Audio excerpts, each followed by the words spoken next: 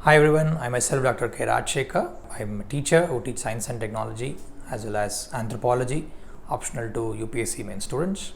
And I have been into this field since last 7 years. Before that I was educated myself in the field of molecular biology, biotechnology with a PhD from Canada.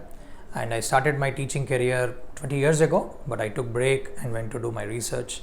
And then I came back to teach UPSC students, and this is my 7th year teaching students, and I was mostly focusing on teaching UPSC science and technology as well as state level science and technology exams. And also occasionally I was spending time with respect to teaching students in anthropology as well. Ekam Institute, I've been associating with this institute for some time, and I also happen to teach some courses with Major Oberoi sir for some time, and I personally know him.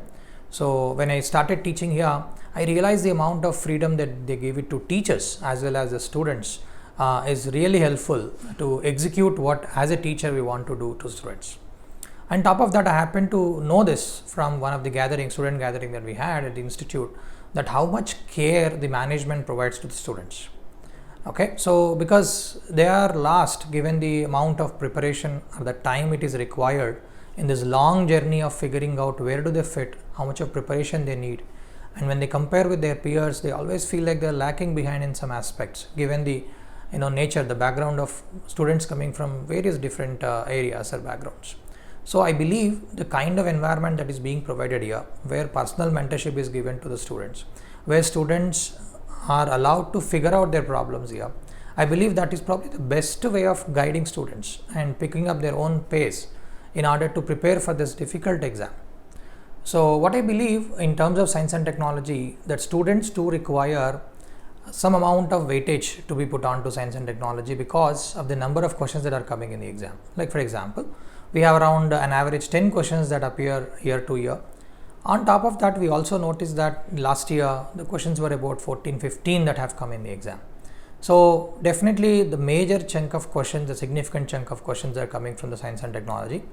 Given this subject is little bit challenging to people with no background, no science background, so requires some amount of basic understanding. So I suggest students to actually focus on some conceptual background and to begin before beginning your preparation. And of course, we are here to help you with respect to some complex topics. But if you have that ability to connect to the information, and if you train yourself to a level where even those difficult questions can be handled. Okay, so I definitely believe that this is a very good place for students to actually get trained and coached in the process and then achieve their dreams. I wish all the best to the institute here. Signing off.